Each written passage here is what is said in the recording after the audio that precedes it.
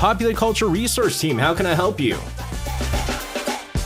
And back joining us in the studio for Popular Culture Research Team is Yujin's. Oh, Yujin. Yujin, hello to you. Hi guys, happy Friday. Yujin, I'm so disappointed in you. Sorry about that. I'm so disappointed I in didn't you. She walks in and she goes, oh my goodness, you have new glasses.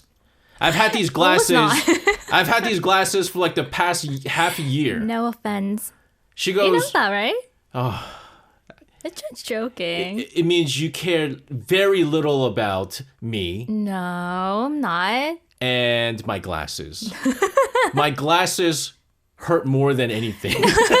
No, all joking aside. But you look good on your glasses. See, this is the thing. When girls say, "Is there something different about me?" You can't say anything, right? Because when girls get when guys when guys get haircuts, like it's huge. There's a huge difference. True. When women get cuts, there's very little difference. Little different. Unless you cut it like really short. Yeah. then you know, right? Difficult to catch it. I'm just saying though, I've been wearing these glasses for a really long time. Sorry. Anyways, Yujin, good to see you back in the studio Good with to see you us. too. We're going to continue to go into Hometown Cha-Cha-Cha. Hometown Cha-Cha-Cha. What are we going to talk about this week? Okay, so today's topic is something Koreans absolutely cannot let go of. But before I tell you what it is, I want to ask you something. Okay. So when was the last time you made a bet, like an actual bet with someone? I feel like I've done this a lot. You do a I'm lot, always, right? not monetarily, like I'm not going, hey, let's bet money, but like let's bet for punishments or something like that. Punishment? Yes. Okay. But I've done so much I don't remember, but I did make a bet with one of our listeners. Really? Yes. What was that? This was like earlier this year. Earlier it was this like year? a couple of months ago. Oh, You know okay. James? Yeah, we know James. James from London.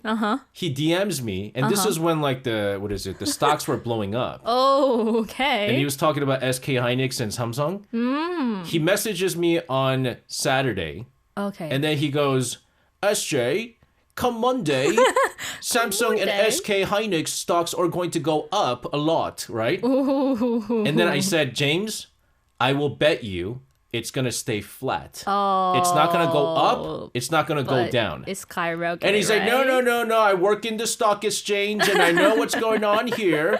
And it's gonna go up, right? And I said, James, it's going to go flat. But he gave you some hints about the stock market, right? No, but you don't understand because Monday was a holiday. Oh, got it. So the Oh, key it a was holiday. Monday was a holiday. So I Okay. knew the stock markets weren't going to be open. He said, come Monday, it's going to go up. I said it's going to stay flat. He didn't know that it was a holiday. He didn't know. Oh, okay. And so I bet him to do something crazy, right?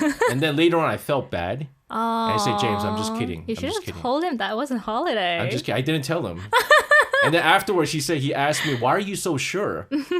Like, 'Cause it's are holiday. you that much of an expert? I said, Monday's a holiday. The market's not open. What about you? When's the last time you made a bet? Maybe last week with my friends, we bet on a lunch. Bet lunch? Yes. What was the bet? How many guys' phone numbers you can get? No. It was just a rock paper. It was kind of a simple game, like a rock Okay. paper scissors Oh. to pay for lunch. Okay, that's kind of betting too. Yeah. So what are we talking about betting? So yeah, if you ask a Korean that question, the answer is probably this morning. So today's topic is Korean betting culture or 내기. Yes. So in episode 9, Haejin's parents show up in the town and Hong Ban-jang ends up showing them around.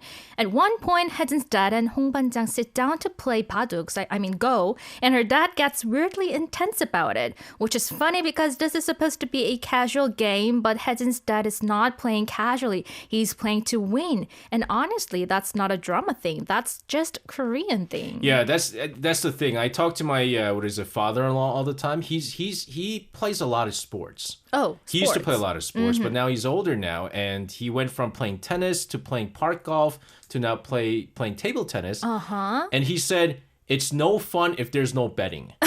And I said, I was like, 아버님, betting is illegal. And he said, no, we don't bet money. We bet for lunch. Yes, that's right? correct. Just who buys lunch and things like that. But the weird thing about Baduk, though, like Baduk is supposed to be something that's like very calm, almost like a meditative game. That's like the Western image, yes. So when people outside Korea hear the game of Go or Baduk, they picture Zen. So like silence, two monks in a temple, very philosophical. Now go to an actual park in Korea and look at a Baduk table. There's like a shouting, like an arguing. There are people who are not even playing tell you what move to make, and they're louder than the actual players. And almost always there's money, a small kind of money on the table. So it's not meditation. It's basically like social gambling with an audience. Yeah, so what is it? Near, you know the Sadang four-way intersection? Where where I always drop you off?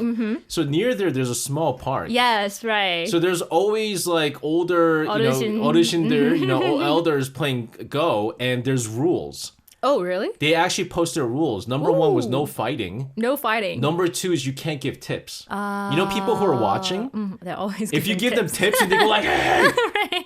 It gets really serious, and to the point where they flip the board over. Yes. I'm never a Go player, so I don't know why it's so intense. But what do Koreans usually bet on, though? So honestly, the list does not end. So games, obviously, like Go, 장기, like Korean chess, 당구, billiards, and bowling, of course, darts, all of it gets bets attached. But it's not just about games. Like even at company dinners, betting shows up. Like people play 사다리 타기, a letter game, or just rock, paper, scissors, and whoever loses pays for the whole table. And it goes even smaller than that too. So who's buying coffee today? Instead of just asking, someone suggests a bet. And what should we eat for lunch? Same thing, let us just bet on it. So basically, when Koreans cannot decide something, we do not discuss it. We bet on it. I love the 사다리 game. You love the ladder game, The right? ladder game. I don't know if any of you guys know what the ladder game is. It's basically you make these ladders. Yes. Random ladders. And at the bottom of each sort of stick is people's names. And Winner, loser. you're supposed to pick a name. One person picks a number. Yes. And following that number, it goes down. You're supposed to keep going down the line, and it falls on a certain name. Yes. That person has to like pay for the meal or things like that, and it's so random. Yes. Like you can't rig it. So it's so fun. And there's so much suspense Yes, to it yes. as well. But why? Why does everything need stakes though? So there are three reasons, I think, and the last one is the real one. So first, without stakes, it's just boring. A game with nothing on the line doesn't feel like a game. And even one cup of coffee changes the entire mood. Like suddenly everyone is focused. Second, the drive to win, or really the inability to accept losing. Koreans hate losing, even at something completely meaningless. Yeah. But the third reason is the actual reason. If the loser pays, that means everyone sits down and it's together. The bet is just an excuse. It creates a reason to stay a little longer. So Koreans don't bet to win money. We bet to have a reason to sit down together. That's why You also see? like always the 부장님s, Yes. the 팀장님s, right, the head of the office, they always do this. Participate in it, right? And the cool thing about some of the office spaces, I don't know if you know this, there is, for example, like when you play the ladder game, yes. there's 6 different names, but 4 of them is 부장님. And only 2 of them are like certain people. Really? Yeah, and so it gives them more chance that the 부장님 pays. So like the 부장님 does that. Oh, that's so kind of them. But it's also the 부장님 wanted to eat with them. Oh. So by betting, he pays and they all eat with him. So I think you're absolutely correct. It gives them an excuse to sit down together and playing. So it's less about the win in itself, but more about creating a moment together. True. Absolutely true. Our producer was telling you about a game that we recently did. We did the World Cup game. Oh, yeah. I saw that on the table, right? With everybody. In front of the door. And I think the winner was 제이 감독님, one of the sound engineers. She picked Spain. Oh. And she brought something to eat. I didn't get any of them. Everyone in the morning team ate everything. And then Johan from the archive, he finished second with Argentina. Really? He keeps bringing Canadian donuts. So he always brings Canadian donuts. But we had some leftovers. But it was... He might have won second place, but he spent that money to buy for everyone. Yeah, it's not about winning, Like no. that. But also in the office space, if you win, that small pot and you take everything, you don't do anything, you might not have a lot of friends, to be honest with you. So this same idea applies to paduk or go-to then, right? It's not just coffee or just like lunch bets. Exactly. So for older generations, betting on Go is not really about the game itself either. Sure, they want to win, but sitting across from someone for an hour arguing over a 5,001 bet, that's basically bonding time. It gives them a reason to sit down together, talk, get a little competitive, laugh about it after. The actual point is spending that time together, getting to know each other, and growing closer. Yeah, that's what my father-in-law told me. He said when they play table tennis, there's always bet for lunch. And through that, they've built a very good table tennis community. And I said, do you ever buy lunch? And he said, I win all the time. He said, I win all the time. And I was like, it's about winning. I was like, no one's going to like you. Can you just lose sometimes purposely to buy them lunch? But this is really sweet though, like trying to bond, Right, it sounds competitive, but it's really not about the money. So the loser pays for lunch, which means everyone eats together. And that's why that paduk scene in episode 9 works so well. So Haejin's dad was not really playing paduk. He was figuring out what kind of this guy Hong Banjang is. That's what a bet is in Korea. It looks like a game, but it's how we get to know each other. When you're playing a game with the father of a girl you like, you do not win. Okay?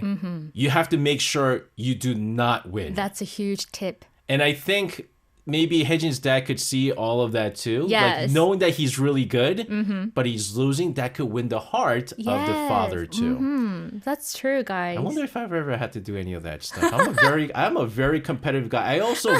You are a competitive guy, right? My son Aaron's been asking me to teach him chess. Oh. And so we play chess together. Oh. And I beat him every time. You do? No, don't. Because if I go easy on him, he's not going to get better. Aww. And when he plays against his friends who's not better than me, he will beat them all. Please lose. Right? Lose the game purposely. No. You always never. say to your father. No, yeah, but that's different. My father-in-law is different. Oh, father-in-law. Oh, yeah, the father-in-law and different. father's friend. Right. Anyway, so we'll continue to talk about all the hidden cultural elements within Hometown Cha-Cha-Cha. But first, this is ITZY with Bet On Me. I had to explain to Yujin about my fathering skills. When I play chess, and when I say I beat my son in chess, I don't destroy him. Oh. I still go lightly, and I barely beat him, purposely. Now, I could destroy him. Stop it, SJ. I'm not. Stop there. I'm not a master chess player, but like I'm pretty sure I'm better than a first grader. I could destroy him. However, if I destroy him, he's not gonna want to play again. Yes, that's true though. But if I barely beat him, he's gonna go, oh, if I try a little bit harder, I could beat daddy. But that trying hard, it's been 2 months. He still hasn't beat me. So you want to spend more time with your son, right? Yes. Oh, Yujin, very nice. Yeah, yes. That's what I'm trying to do. Anyways, let's go into our next topic. Okay.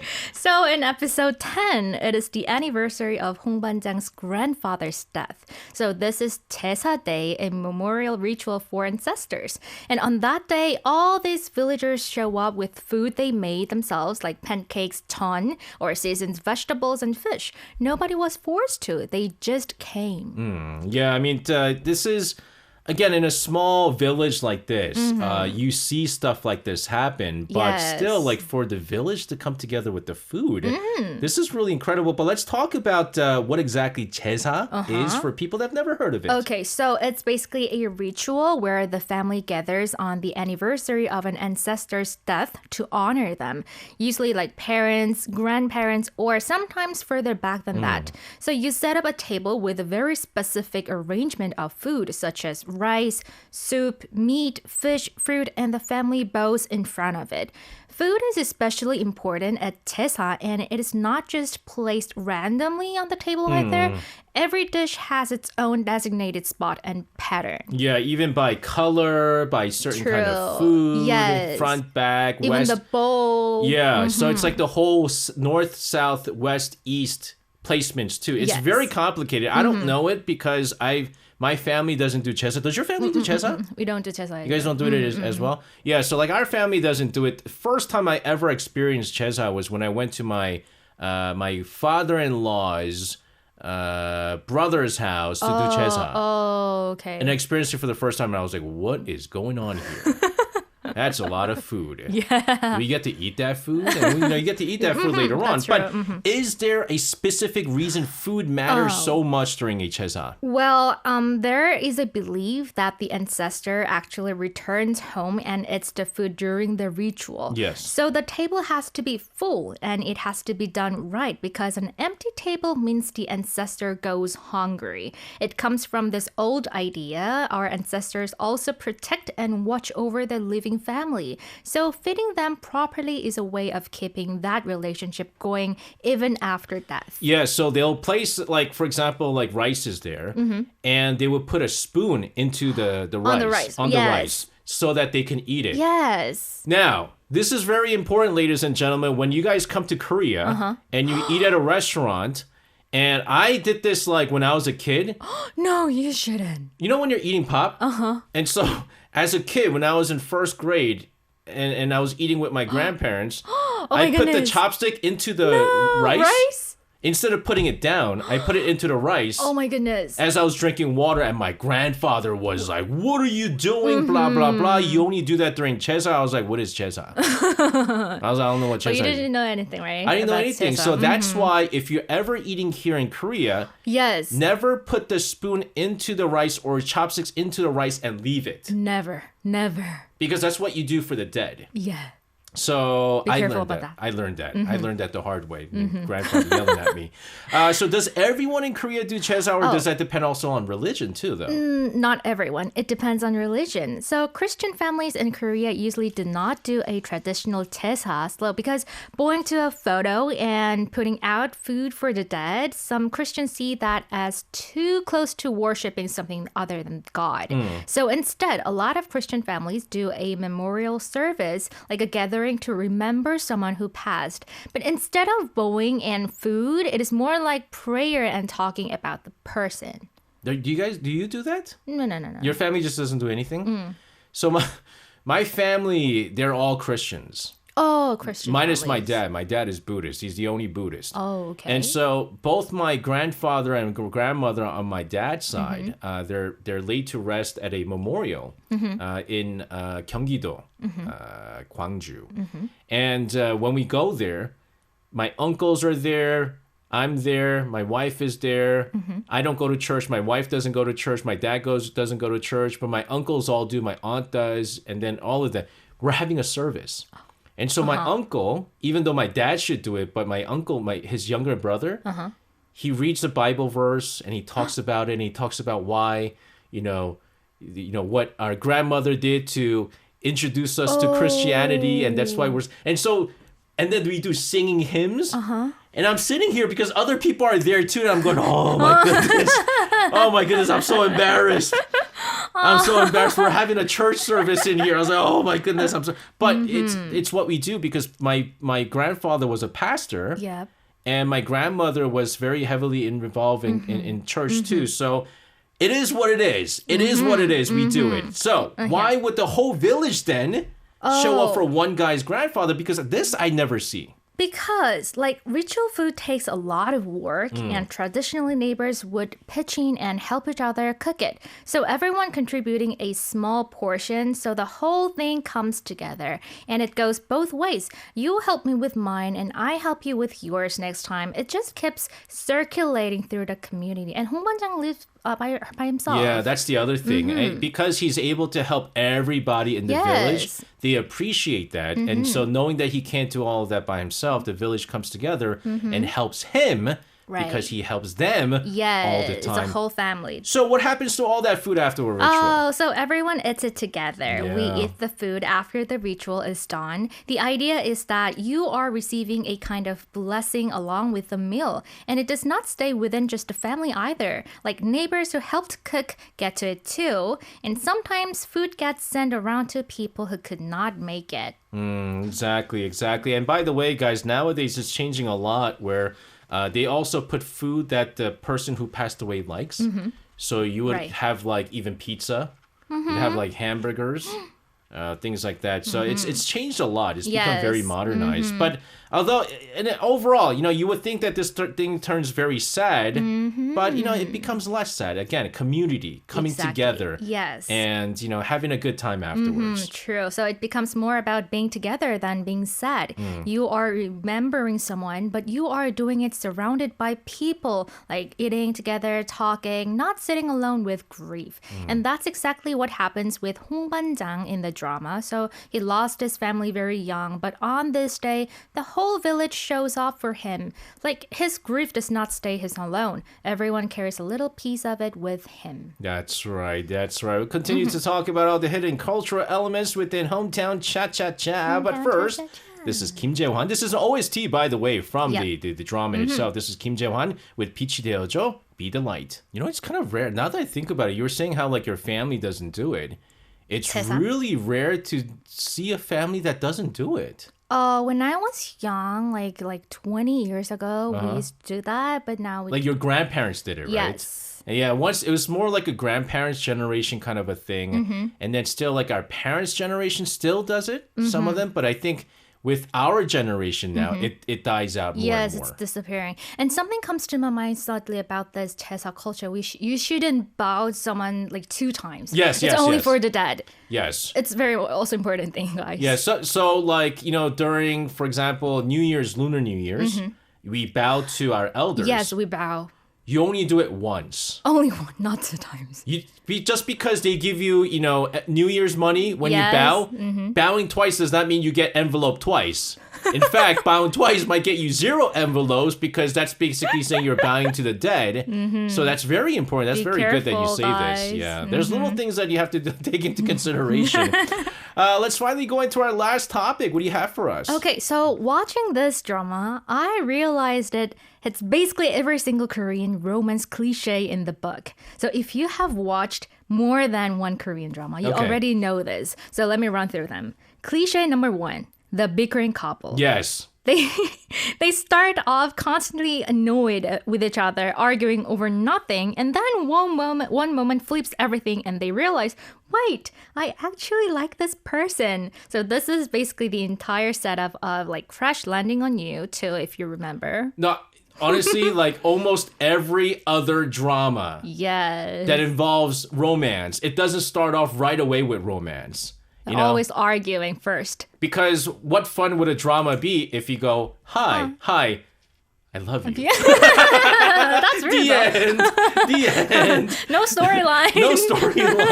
The end. We like that conflict, right? Yes. I mean, that's a huge part of like what even theater is. Yes, how it unfolds. Up and down, and then whether or not they're gonna fall in love or not. You want that suspense. Yes. And so if you just fall in love right away, it is not fun. It is not a drama. What's number 2 cliche? Okay, so once the male lead starts having feelings, he helps her secretly. So cliche number 2, the secret helper. He does something kind for her without taking credit, like fixes a problem, covers for her, and she has no idea it was him. So Drama Goblin does this constantly too. The male lead protects someone from a distance always. You know why? Because it's just more, let's say, it's more cool that way.